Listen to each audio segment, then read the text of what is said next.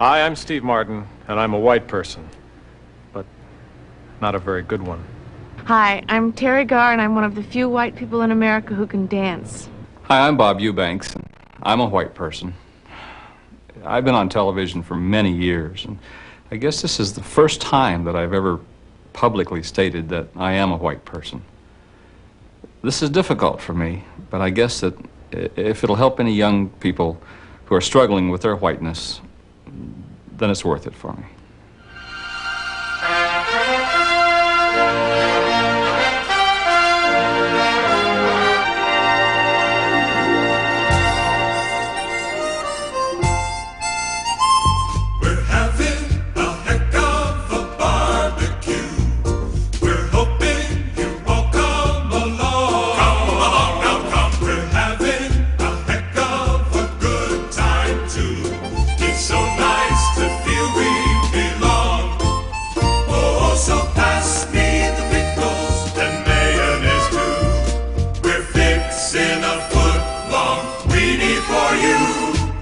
Tom, Dick, and Harry, and Mary Sue, saluting the red, white, and blue. It's a beautiful day here in the U.S. of A. at the White Folks Barbecue.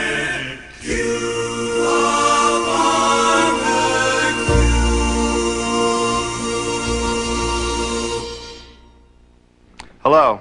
My name is Martin Mull. Thank you. Please sit down. It's my pleasure to be your host tonight on our journey into whiteness. Over the last few years, the media has focused its attention on many of America's diverse ethnic groups, and we all watched. Yes, we all watched as Roots brought the black man's heroic story into our homes. Who could ever forget Ben Vereen as Chicken George? Have you? Me neither. And we all watched as Mario Puzo's Godfather splattered itself all over the silver screen. And expressions like Goomba, pasta, and I'm your fucking brother, what is this? Became household words. Shogun, the real story of the Japanese, starring Richard Chamberlain. And for a couple of wacky half hours that always ended with a message, AKA Pablo, Norman Lear's look at the Mexican-American at home. All fine shows, all fine people. But what? What may we ask? What about the white man? We live here too, don't we? What's our story? How does it start? What's the middle part? Does it have a surprise ending? In short, what, if anything, has the white man been up to since, let's say, 1930 or thereabouts? It's a fascinating question, and we'll do our best to answer it. Tonight's episode, Part 1, In Search of. As you can see from this display, white Americans run the proverbial gamut from the very rich and embarrassing to the very poor and embarrassing. Tonight, in the spirit of generality, we'll focus our attention on the mean, the average, the norm, i.e. this fellow right here, whose name probably is Norm. If you identify with any of the others, well, you should still watch, because, well, we've gone to a lot of trouble. Excuse me, what's the first thing you think of when you think of white people? Well, it's kind of an average feeling. Mayonnaise. Wonder Bread. Oh, love. Standard meat and potatoes. Odori dekinai. So, as you can see, they are a stable and predictable people. Enough said. Now the big question, how do you spot a white family? Let's nose around a little bit and see if we can't dig one up, shall we? Our county-wide search brought us to this man, Hal Harrison. He was fully insured and after a little coaxing, got pretty used to our cameras. His wife of 18 years, Joyce Harrison, a natural blonde and a whiz at cards. The Harrisons have 2 children, burgeoning 17-year-old Debbie Harrison and little brother, 11-year-old Tommy Harrison, a good eater. We thought the Harrisons were perfect for our studies because they were so darned white. Not all white people are the same, don't get me wrong, but they all have a few things in common that make them inescapably white. Look here. First, the lawn boy. In this case, the traditional style, painted white, of course. Or how about the lawn boy brand lawnmower? Ride 'em style. And over here, the high school summer job variety of lawn boy. Hi, Ralphie. I'm saving up for college, Mr. Mull. Well, bless your heart. As you can see, all whites love a good lawn. They're a friendly people with a deep trust of their fellow man. Look at this. Gone shopping, back in 4 hours. Door open, beer in fridge next to peanut butter, the Harrisons. Now that's trust. So, let's go in. Now, what makes this living room white? Well, let's take a look around. First of all, there's nothing here from Europe. Nothing religious. Nothing manufactured before Eisenhower took office. There are no bargains here. This stuff is not cheap. It was all purchased at full retail value from a reputable brand-named outlet. No finagling, no family connections, full price. That's the white person's way. Oh, here it is. The leatherette television guide protector. And over it, the clear plastic television guide protector. Ah, I knew it. Love them. These are the wild geese coasters. They're used to protect any natural woods, should they occur. Yeah. Oh boy. Dad's ornamental pipe rack. Probably made by Tommy in shop class. My guess, Father's Day. And right next to it, the dog-eared copy of the world's finest golf jokes. Volume 2. Got a funny feeling these have been memorized. Oh boy. Look how clean this place is. It's as if no one really ever uses this room, and why should they? On those very special days when Mr. Weatherman has a kind of sunny twinkle in his eye, you'll find these happy folks right where you'd expect to, out back, enjoying their Weber self-cleaning barbecue. Joyce, honey? Mm-hmm. What are the seeds on these hamburger buns? Oh, they're sesame seeds. They're new. We don't need them. Maybe I can scrape them off. Oh, listen, honey, can I borrow your mayonnaise? I'm making my famous potato salad. I've got the potatoes and the onions and the pimentos and the gherkins, and oh, here it is. Oh, honey. Don't you have your own mayonnaise? I finished it at breakfast.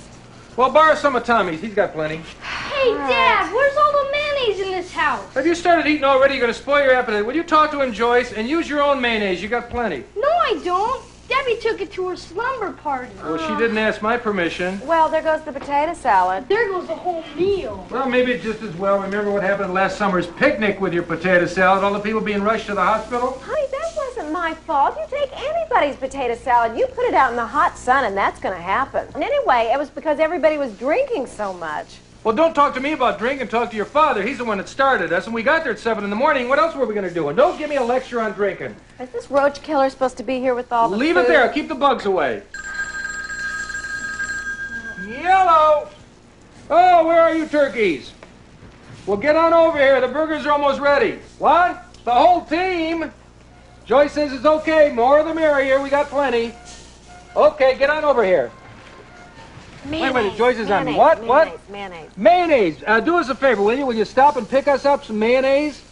About 5 jars will do her. All right, then get on over here. Oh, bring that volume 3 of the golf joke book.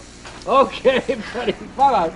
Oh, honey. What? I was going to get that for you for your birthday. Me too. Oh, honey. This is about as good as it gets, isn't it? Mm-hmm. Don't you have something to do? Is your room straighten up? Go on, get doing something. Bring me a beer, will you, honey? Yeah. Let me know when your dad gets here. He owes me some money, you know. But a meaningful family life is not all there is to being white. What about the white professional, you may ask? We found one in California. I guess one of the biggest difficulties in being white for me is being typecast in mostly white roles. I guess it's a problem. When I first started, I should have done more black roles, but I found one picture led to another, and pretty soon I was known as a white person. I guess the latest thing that happened to me was the Wilt Chamberlain story. I went in to read. I was very good. And yet they cast a lesser experienced black person in the role. Just one of the things I'm going to have to live with as a white person in the United States. Now, What makes a person white? Is it simply a matter of skin pigmentation or the lack of it? Not necessarily. For instance, is this famous basketball player a white person? No, he isn't. Wrong occupation. Is this a white person? I'm sorry, wrong neighborhood. Is this a white person? Oddly enough, yes. How about these folks? You got me. Your guess is as good as mine. And despite their brand new drummer from Jamaica, these boys remain white. But I'm sorry, Diana, you've just got too darn much soul. The answer is still no. However, there's no question about this happy little white fella or his father. Okay. Today, class, we are going to be discussing heritage. Heritage, where we all came from. Who would like to tell us about heritage first? Jamal. Well, according to my father, the earliest information we have about our family tree traces us back to pre-slavery Ghana on the west coast of Africa, where my forefathers lorded over thousands of acres of fertile farmland, developing farming techniques which are still in use today. Very good. Very good. Can you tell us about your forefathers, Yehudi? Since I'm sure we're all familiar with the Old Testament, I'll spare you the details and jump ahead. After my grandfather left Eastern Europe in 1903, we landed on Ellis Island, and through generations of such sacrifice, I can't tell you, ultimately succeeded in the field of children's ready-to-wear and flexible packaging. Thank you, Yehudi. That was lovely. Tommy. What about your heritage? First we lived on Maple Street, and then we moved on over to Elm Street, where I finally got my own room. Is that enough? Yes, that's just fine. Well, I hope you keep that room spanky shiny clean. Are you kidding? My mom does that. Oh, good. And that's just what she should do, right, class? Okay, who's next? Consuelo. We don't exactly know where white people are from, but we do know where they are now.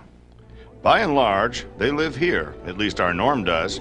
And though they live here in the suburbs, they tend to work and bank downtown. But they don't work all the time. At least 2 weeks a year, they go on a vacation here, here, and here. They tend to die here, and are often buried here. Unfortunately, dead white people can't tell us very much. An approximate guess as to height and weight, and perhaps a hint as to the origins of bowling. That's about all. We need to talk to living white people to get the big answers, and that's exactly what the doctors and scientists do here at the Institute for White Studies in downtown Zanesville, Ohio. The Institute was established in 1956 under a generous grant from J.C. Penney and the Tasty Freeze Corporation. If a white person has done it, whatever it is, we find out about it and have a file on it. If they haven't done it, we try to find out why. And then we file it. Now, our research shows that these are the 5 most popular white meals. You have your macaroni and cheese, your grilled cheese sandwich, plain cheese sandwich, tuna noodle casserole with potato chip topping. Now, you can do this homemade, or Stouffer's has a dandy one in case you're pressed for time. And then for a dry snack, we have your portable and affordable Cheez-Its. Our mission to lay to rest and try to disprove the stereotypical image of the white person as Boring? I guess you'd have to say boring, huh, Charles? Yes, I've heard that. Redundant? Yes, I believe you said that earlier. That brings to mind predictable. I had a feeling you were going to say that. How about unimaginative?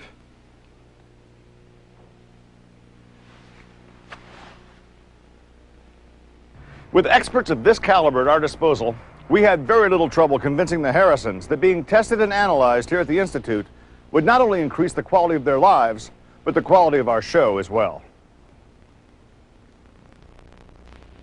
The Institute has spent years researching white likes and dislikes in areas like man-to-animal relationships and household pets.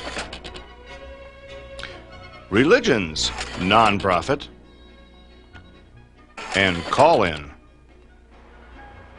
Pant legs, cuffless with a slight break, or a good old grass catcher with a little leg. Using methods originally developed by NASA for just these purposes, we monitor their every natural move. For instance, how the Harrisons go to sleep. Visual affection, very good. A great deal can be learned by examining their dreams. Hold up all the way to the chin. Yeah. Shoulder exposure. Here you are, Mr. and Mrs. Harrison. It's all yours. And thanks to winning the Publishers Clearinghouse sweepstakes, the mortgage is taken care of. I can't believe it. And it paid for the carpeting, too. We're going to be here for the rest of our lives. And their nightmares. Hello, new neighbor. Welcome. See you at the safe. Oh, shit. Dancing Q-tips. Honey, I think they like to be referred to as towel heads.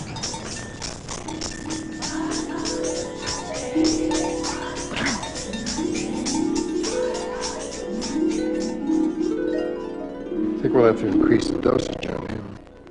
By now, I hope you've come to realize, as I have, that the white person is a truly fascinating individual. But as they say, no man is an island. Hawaii is an island. Manhattan, Capri, Treasure, Fantasy, these are all islands, a small body of land completely surrounded by water. The point I'm trying to make is that the white man, like all men, is a social animal. White people thrive in groups, from the PTA and the DMLA to the Joint Chiefs of Staff. But nowhere is the beauty of white people acting in concert more profound, more fundamental, and yes, I'll say it, more heartwarming than the basic family unit. Good old mom and dad and 2 children enjoying some private quality time. This food to fix for us, this butterball turkey, the stovetop stuffing, the, what is that, dear, squash? Oh, no, honey, that's Del Monte mixed vegetables. Spanish style. All right. New. What about the Jell-O? Honey, I didn't know you wanted Jell-O. If you'd have just told me, I would have made some for you. Can we continue, please? Father, we also thank thee for this wonderful house and all we own and all we plan to own. What about the car? That is included, Tommy. You know, just because I didn't like Jell-O last week doesn't mean I don't like it now. Honey, can we talk about this later? Your father's praying for And us. I would like to get it over with, too, Debbie. Because we're all starving. That's right.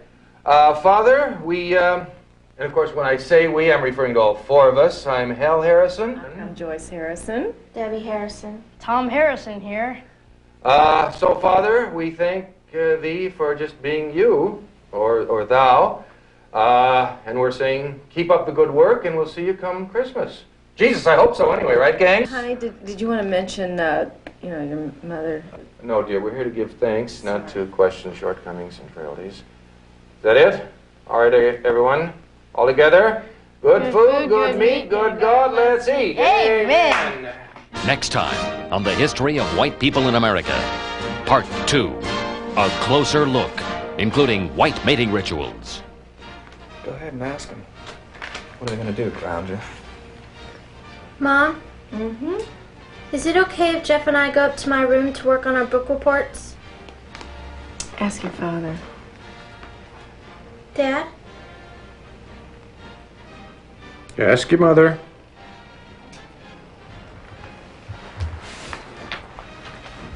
I'm worried my mom's gonna hear us. Just put a pillow over your face, like last time. And the bizarre world of white sex. Did you see Johnny last night? Yeah. That girl he had on? What monstrous tits. Oh, boy, I'd love to get my hands on those suckers. Yeah, you and whose army? No, I'm not kidding. Yeah. Would you think those are real? No. Couldn't be. They bobbled like they were real. Well, sure, they do that, but I saw her on a show last week and they were different. Whites After Dark. Honey, I'm worried. It's after 2 a.m. and it's awfully quiet in Debbie's room. Oh, relax, honey. They're both good students, and a good book report can take hours. Go to sleep. Maybe some NyQuil. And finally, whites in conflict. There are only 2 legs on a fucking turkey, Tommy. Give your sister a bite of your drumstick, for Christ's sake. I don't want any. This stuffing is dry every year. It's like dog food. I think everything needs more salt, don't you? Why do the vegetables always have cheese sauce? Honey, that's color. I hate this meal. Your mother worked hard to prepare a nice meal, young lady. Now show some appreciation. You hate every meal. You're anorexic. Tommy. I like Jell-O, dorkhead. Nah. Hey, how come she gets to leave without being asked? I think Dallas is losing. I better check this out. Honey, save room for pumpkin pie. We've got Cool Whip. No, we don't. I ate it. Tommy.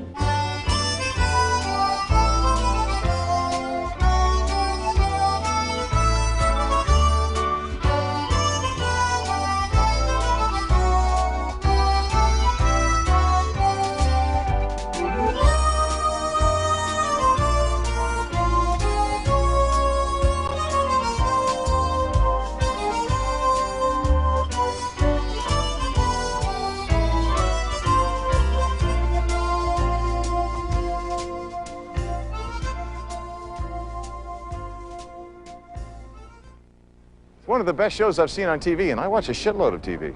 Fabulous costumes. Mm-hmm. Yeah, I heard all about it, but I'll watch Knight Rider instead. Every man, woman, and child in America should be strapped to a chair and forced to watch that show.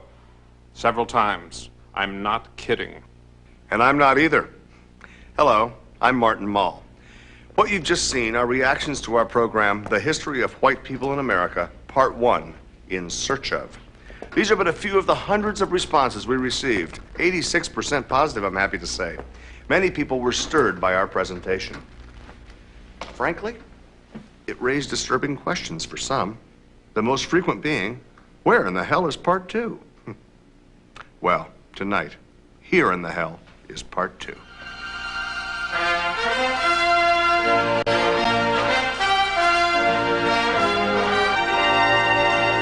Tonight's episode, Part 2, A Closer Look. Last time, we got a good idea of who the white American is. Tonight, we're going to try to find out why. Why does he act like that? Why does he dress like that? Why does he think like that? And why do we care? We're here in the home of Hal and Joyce Harrison, the white family we targeted for investigation in our last program. As it turned out, we loved them. They loved us. So we came back for more. And shit. For Hal Harrison here, I think being filmed for our show and discovering his whiteness in the process was a real eye-opener. You bet it was an eye-opener. That's all anyone down at the office talked about for a couple of weeks. It was white this and white that. They even started calling me Whitey. I think everyone must have watched the darn show. Except us, of course. We missed the last half. Our set crapped out here.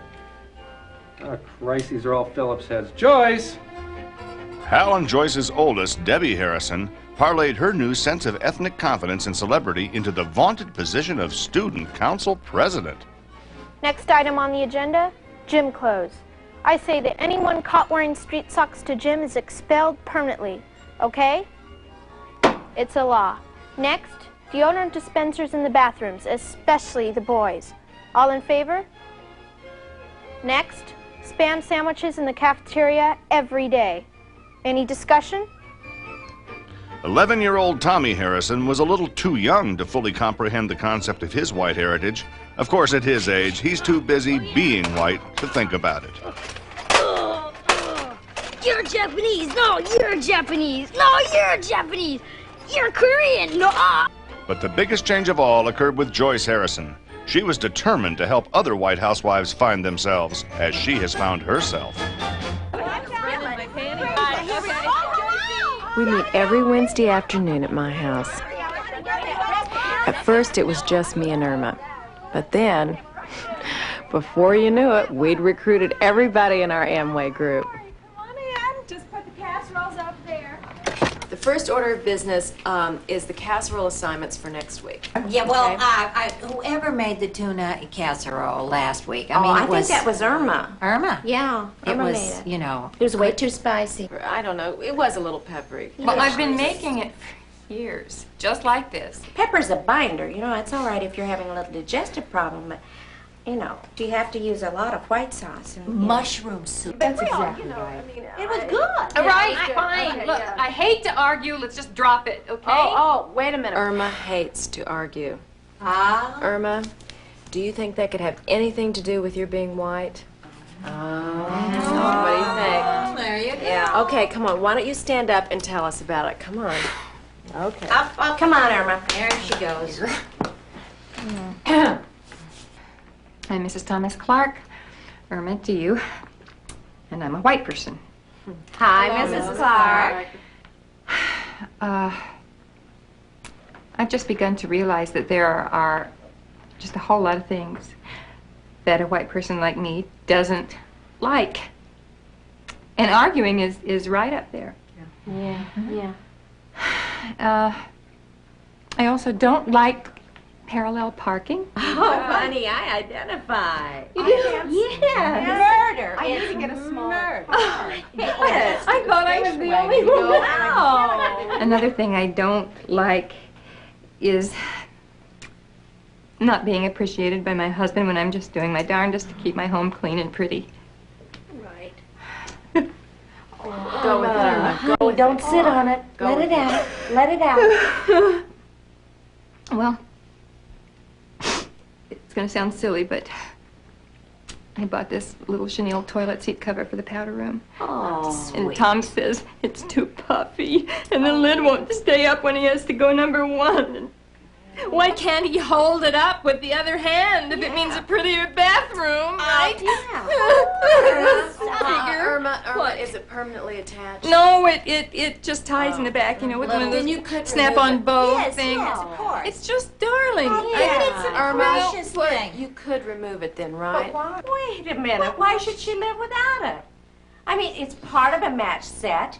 And a man wants a nice home. She's trying to make a nice home. Men, they expect this. They get it from their mothers, and they expect it from us. They're full of unrealistic expectations. And then when you try to fulfill them, there you are. You're trying to, you know, please Peter and pay Paul, and you can't do either because he's wanting this and wanting that. He wants a nice bathroom, yet if it's in the middle of the night, then he gets upset if the thing comes crashing down on. So what? That's so right. What? He wants it to look nice in the daytime and be nice at night. You can't be both. No, You can't be both. It's who we for I here. believe Irma Whose has team the are- floor. Irma, go. You could live without it, right? Yes.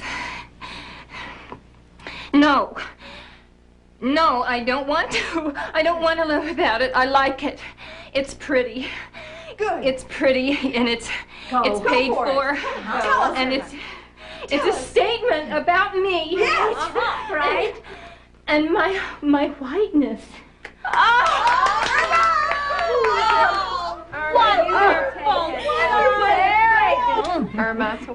Irma, why don't you bring Tom and that little chenille toilet cover to our next meeting, and we'll just thrash it out over some decaf. Yeah. Okay. Gee, I feel better already. See? It's not that hard being white, is it? No. Oh, good. Okay, who's next? Oh, that's enough chit-chat. Why don't we eat? Yes. Good idea. I'm going to take my coat off. Wonderful. I have a good appetite with that. Now use your microwave. You know. I never use mine anymore. I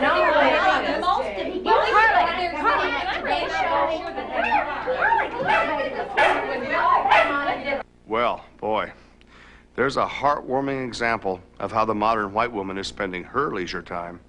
But what about her male counterpart? What the heck is he up to when he's not at the office? Like all healthy Americans, he has a passion for sports. He plays croquet with a vengeance, tennis with his boss, horseshoes with the neighbors, and canasta with some sauce. But for all of his amateur enthusiasm, our white friend is seldom seen amongst the ranks of the professional athlete. Golf, shuffleboard, and square dancing excluded, of course. Sour grapes? None here. It's just a cold, hard fact. For example, here we have a picture taken at a recent professional basketball contest. To the naked eye, it seems like quite a cross-section of humanity.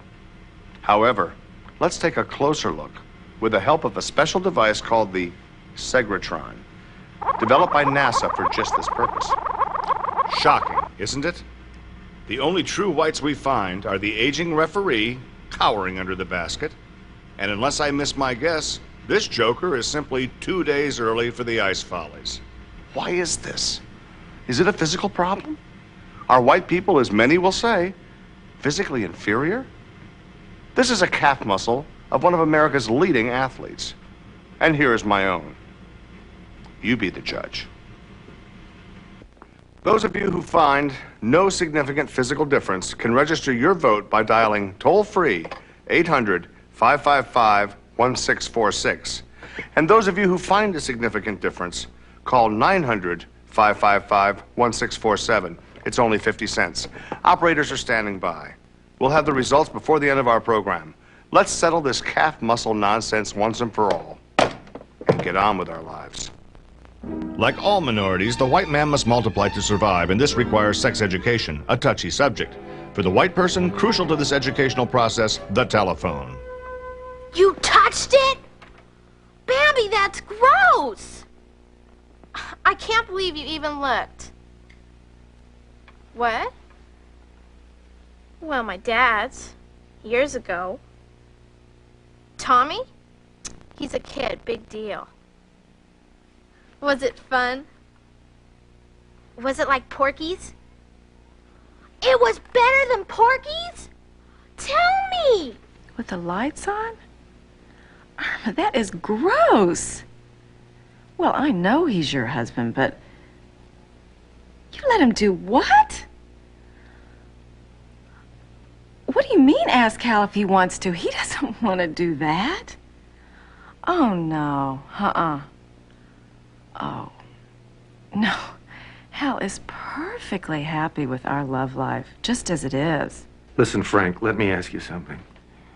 What would you do if your boss's wife, who just happens to be 26 and gorgeous, comes over to your house knowing full well your wife is not at home and proceeds to beg you? You heard me right. I said begs and I meant begs. That's right. That's exactly what I did. And I feel terrible. But Frank, the thing is, I think I could have. So, as we see, the telephone is a wonderful tool for learning about our bodies. And for white folk, it beats the pants off of talking about sex face to face like apparently they do in Sweden. However, Tommy has obviously been learning about life from sources other than Mom, Dad, and Mr. Rogers. And he's paying the price that many of today's white children pay, a whopping identity crisis. It's time for professional help. What the hell is this? Tommy's in good hands now. Like thousands of confused white children, he's been brought here to the Institute for White Studies in the heart of Zanesville, Ohio. The deprogramming wing of the Institute for White Studies was established in 1957 under a generous grant from the Kraft Corporation, Miracle Whip Division. Here's how it works. First of all, a mixed-up child is bathed thoroughly, dressed in acceptable clothing, and then goes through an intensive therapy session to regain his lost sense of self-identity and self-worth. Tom, what do most people put in coffee? A donut? Tommy, what would you rather be? An astronaut or a bass player in a reggae band? What's reggae? Excellent. I think we're making some headway. How many Osmonds are there, Tom? Tom. 8. Name them. Donnie, Marie, Jimmy. Is there a Julio? Julio. Julio. You've never had a Julio. Now, you be a good little soldier, Tom. Bless your heart. Congratulations, Mr. and Mrs. Harrison. Thank you. I'm sure we'll have our son back in just a few short weeks. Great. Meanwhile, it's cost us an arm and a leg. Honey. And we're still going to miss the breakfast. He's talking about the father-son Kiwanis pancake breakfast. He's one of the sponsors. I'm a sponsor, for Christ's sake. The Hawkins Falls Greater Regional Annual Kiwanis Club Father-Son Pancake Breakfast is, in a word, but one of many of thousands of such get-togethers that occur daily throughout white America. Let's take a moment to pay homage to some of these Creative, resourceful, and fun-loving folks, can't we? The esprit de corps among white Americans is unparalleled. The smiles on these men's faces, not to mention their bellies, tells an important story. Namely, you don't have to drink to have fun. This is called touch dancing. These people tell us they love it, and they have every right to tell us and to love it. This club has over 60 members. This picture was taken during a recent flu epidemic. And here we have the 45th annual Thanksgiving dinner for the descendants of the Roy and Nellie Newfarmer family. A perfect example of getting together on a regular basis for no reason in particular. We've obviously seen some happy faces. And isn't that the point of living? To be happy? Yes, it is. And what better symbol do we have for happiness than this cheery little son of a gun right here? The happy face. Now, to some, he's an innocuous white cliche. Not to me. How could he be? The mere sight of his beaming little yellow kisser lights up my every morning. And I'm not alone in this one.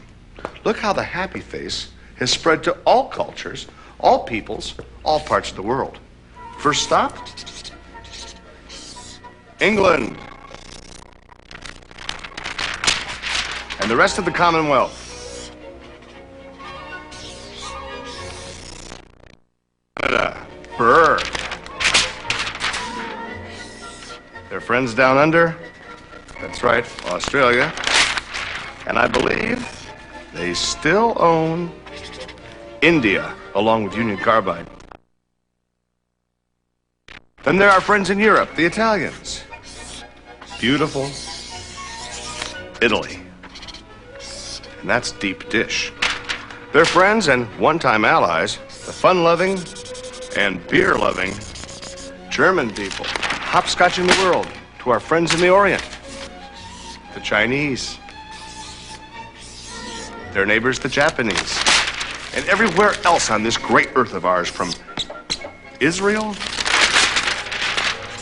to, you guessed it, the dark continent, Africa, all the way to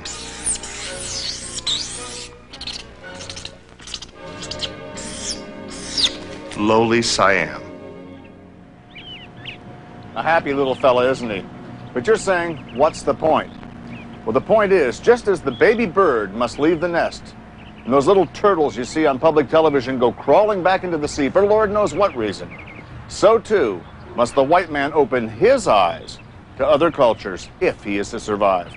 Let's face it, white people are not exclusively in charge anymore. It's time to reach out. And the Harrisons know this. So let me get something straight, Sid. They're not really princesses like in London or Monaco, huh? No, that's just enough jokes, my new friend. Oh, yeah, sit down. Take a load off. Thank you. Hey, you got another little hat on under that hat, huh? This is a yarmulke. That's right, Yamaha. It's like the motorcycle only with a K, Yamaha. Yarmulke. Remember it however you need to, Hal. Uh-huh. Tell me, is it only on special occasions that the kids put those little propellers on it? We don't do that. Oh, no? No. Ah. Well, they also make very good pianos. Who does? Yamaha, our Japanese friends. Oh, I did not know this. I knew about the Steinway, I knew. Well, of course, Steinway, that'd be your people. Yeah. Anytime there's a chance to make a buck, they jump in their feet first, huh? It's an excellent instrument. Yeah, well, we got a cheapie over there. Yeah. It's fine tone on a Steinway. You know? Could you get us one, like, discount, wholesale? I would have to make a few calls. Hey, this is terrific. I think we're going to have a great relationship here. I'm glad we met. I as well. It's a Geschnacke feeling. You said it. Took the words right out of my mouth, my friend. Yeah. Let me ask you something else. What are these little things? Pay us. What else? Pay us by the 15th or we'll repossess, huh? No. I'm pulling your leg. You're okay. Have a piece. Cold glass of milk. Maybe to take for the dog, I would. Yes. Well, don't take too much. You know, it's got to last us through the... Honey, the professor here is going to take some of our food home. So when Irma told me that one of my neighbors was sick, I decided to do the neighborly thing. Oh, I'm a Sikh, Mrs. Harrison. I'm not sick. Oh. Oh!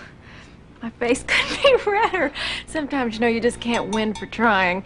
Still, I think it's a shame to let good tomato soup go to waste. It's Campbell's, you know. I made it with milk instead of water. Can I come in? Oh, sure. But would you mind leaving that stuff out here and taking off your shoes, please?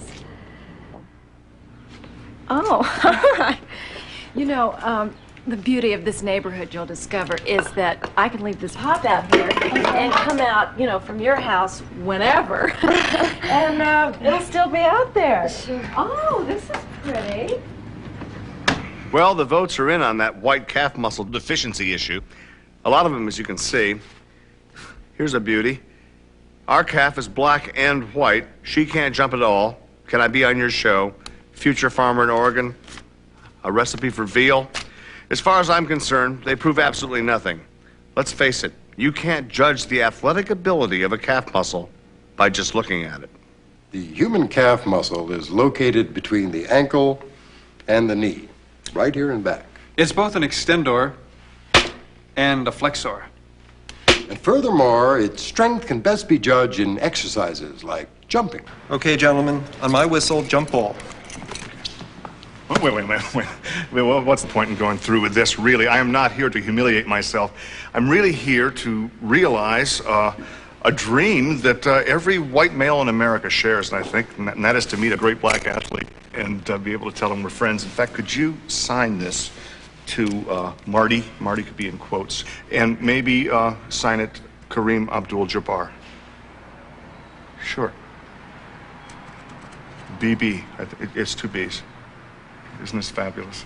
This is great. Thank you. It's my pen. We have tried to give you a true, unbiased portrait of the white American, but no portrait is ever as revealing as the self-portrait. Let's face it, that's how we knew that Van Gogh was nuts. It is in much the same spirit that white Americans are beginning to speak out, to celebrate their own uniqueness in their own unique way, in gatherings all across this great country of ours. All right. But sure, we also have our shortcomings. We can't run as fast or dance as well as others, which reminds me of a wonderful joke Hal Adams told me a few minutes ago. I will not repeat it in mixed company. We also don't have the rich heritage that others may have. And no, we don't know good food from bad. And yes, we tend to get uptight when it comes to the subject of SCX. And yes, we depend too much on dairy products. And yes, perhaps our white leaders have single-handedly screwed up the greatest experiment in democracy in the history of mankind and caused endless strife and irreparable damage throughout the rest of the world. But I say, so what? We still have a heck of a lot to be proud of, am I right?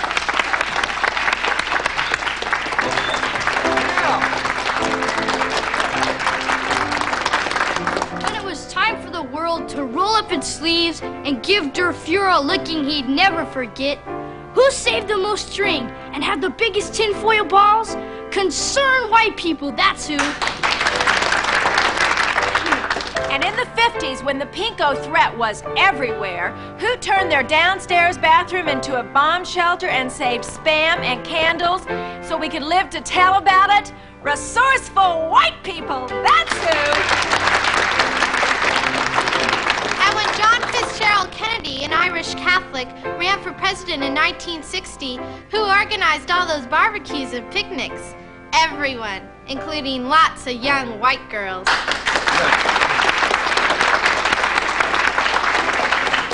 And when Lee Iacocca, an Italian immigrant, and his Chrysler Corporation almost went belly up due to a lot of Japanese imports, who bailed him out?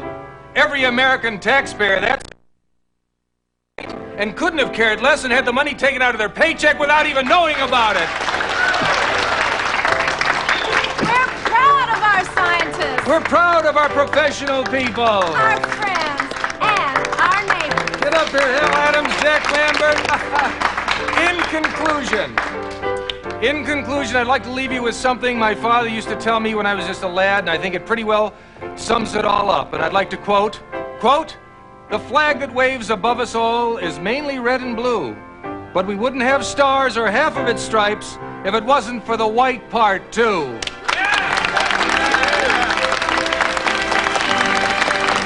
Give yourself a nice round of applause. Give yourself a nice...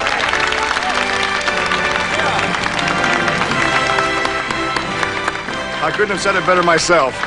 In fact, there's really nothing I can add to this stirring presentation except to thank you for joining us and to wish you all a great weekend, whatever you are. I'm Martin Mull. So long. Bravo! Stick around, the ladies' house. We have a great spaghetti dinner and the little individual ice cream cups you asked for.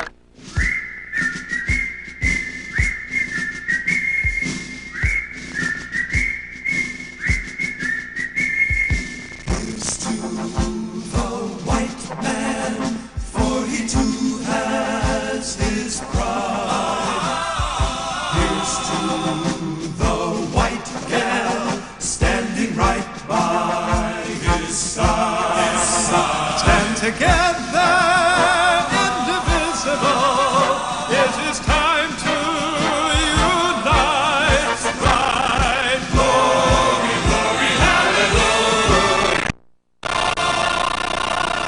We'll sing out, God, holy God.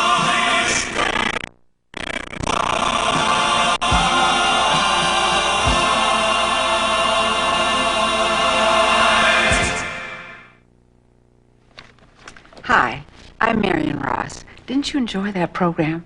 Me too. You know, if you want to find out more about white people and the part they played in American history, your library is a great place to start. The books are free, unless you're a slow reader, and then it's just a few cents a day for overdue charges. Now, the books we recommend to start with are Five-Star Favorites, The Collected Recipes of Ike and Mamie Eisenhower, The Best of Family Circle, Valley of the Dolls, Pat Boone, The Man and His Art, and of course the New Testament. Now, if your town doesn't have a library or a bookmobile, please write to We Want a Library After All. That's Box 1985, Washington, D.C. 10046. Thank you. I'm Marion Ross, a white person.